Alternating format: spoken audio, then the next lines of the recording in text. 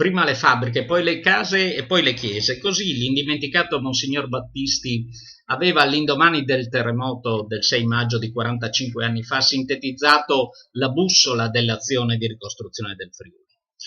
In quelle parole c'era tutta la consapevolezza della situazione materiale, morale e sociale di una vasta parte del territorio regionale, morti e feriti, devastazioni materiali ingentissime, un'economia spesso di sussistenza da trasformare in un'economia competitiva, una società confusa che aveva perso riferimenti quasi ancestrali. Poi è venuta la solidarietà nazionale e internazionale, anche allora molto forte, con risorse ingentissime.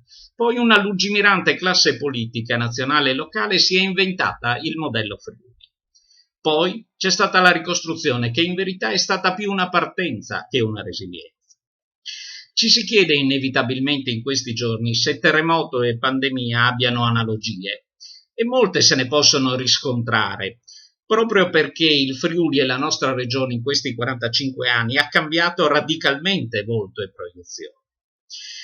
Ora le chance di ripartenza chiedono più infrastrutture immateriali che materiali, più una dinamica di programmazione verso il futuro che una mera ricostruzione, più attenzione alle nuove forme di difficoltà materiale e sociale, dalla denatalità all'invecchiamento, dai territori socialmente più fragili alla grande scommessa di una regione europea, che interventi in opere pubbliche.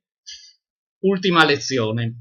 Gli anni della ricostruzione sono inevitabilmente legati a un fattore nostalgia, che è proprio dei periodi eroici, e alla consapevolezza di una unità di intenti che oggi, nonostante la pandemia, sembra smarrita.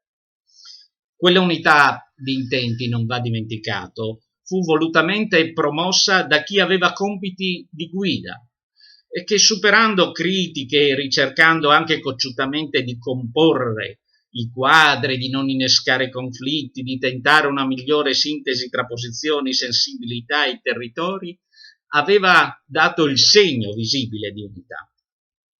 E chi ha il ruolo di guida e rappresentanza, che crea e ricerca le condizioni dell'unità, invece che pretendere adesioni sull'assunto che essere ora al comando importi semplicemente obbedienza.